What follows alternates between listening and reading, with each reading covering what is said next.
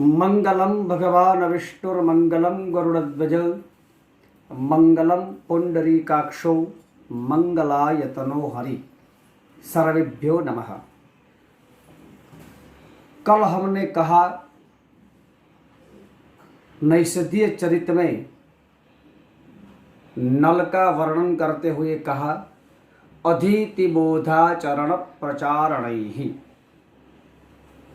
इस अनुसंधान में नैषधीय चरित्र का ही आज एक श्लोक है, इसका मैं वर्णन करूंगा। क्रियासु युक्तिर्नृपचार चक्षुषो न वंचनीयः प्रभवोऽनुजीविभिः अतोर्हसि क्षन्तुम साधु साधुवा हितं मनोहा ऋच दुर्लभं वचः। अस्मिन् जगति हितकरं च मनोहरं वाक्यम अति दुर्लभम। इस श्लोक द्वारा कवि कह रहे हैं कि राजा की 4 आंखें होती है, 2 स्वयं की और 2 आंखें मंत्री की। विश्व में कैसे राज्य किया जाए इसका अनुसंधान जो करना हो राजा को, तो मंत्री द्वारा ही कर सकता है।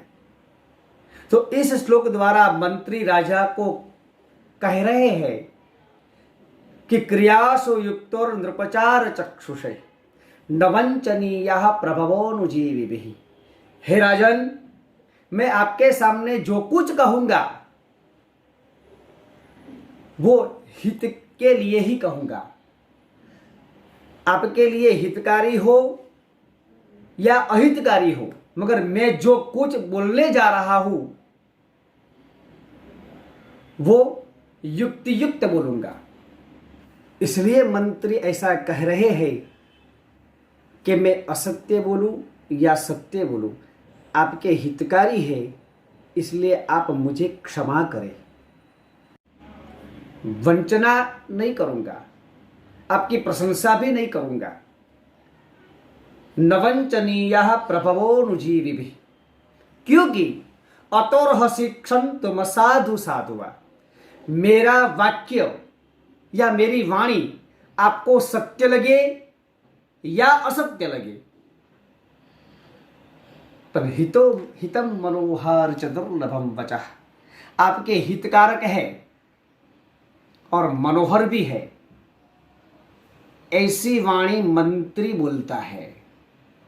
कहने का तात्पर्य यह है कि आजकल जगत में सब लोग बोलते हैं कान को अच्छा लगे ऐसा, मगर हितकारी नहीं होता है।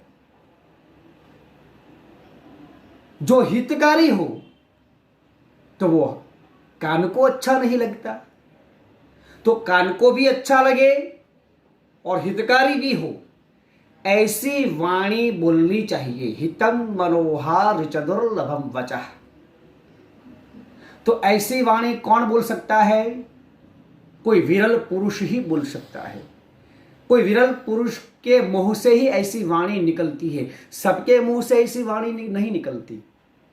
इसलिए कल हमने एक सुभाषित में बोला, कहा क्या कहा सुभाषित द्वारा? प्रिय वाक्यम प्रदानेन सर्वे तुष्यन्ति जन्तवः तस्माद् तदेव वक्तव्यम वचने का दरिद्रता। कथनस्य तात्पर्य, कहने का तात्पर्य मेरा ये है कि वाणी आप बोले, युक्ति युक्त वाणी बोले, सत्य बोले, मगर इसको प्रिय लगे ऐसी और प्रिय लगे ऐसी नहीं। प्रिय हो, सत्य हो और हितकारी हो, ऐसी ही वाणी बोलनी चाहिए। सबको मेरा प्रणाम। जय श्री कृष्ण।